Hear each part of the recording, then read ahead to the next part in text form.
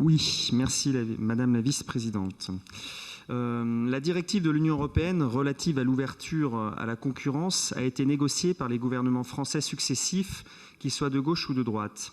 Le texte a été transposé dans le droit français en 2019 par Emmanuel Macron sous couvert d'une prétendue réforme de la SNCF alliant modernisation et fin des privilèges cheminots. Or, l'objet de la directive n'était en rien le régime des retraites, mais bien l'ouverture à la concurrence dans le domaine ferroviaire.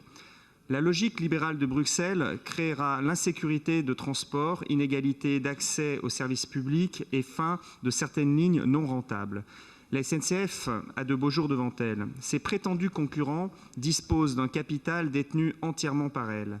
Plutôt que de suivre le discours hypocrite de la direction de la SNCF qui vise à supprimer des lignes non rentables et détruire ce service public, notre amendement propose une politique volontariste de la région au service de ses habitants.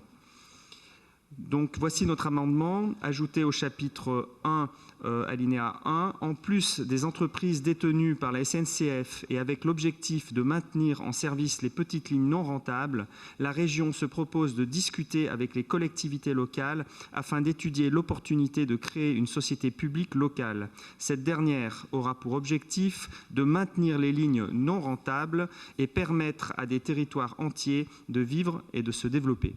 Je vous remercie. Merci Monsieur Buisson. Monsieur Aguilera. Deux éléments en fait. Votre amendement, s'il était suivi, alors de toute façon c'est dans un rapport visant le sourçage, mais s'il était suivi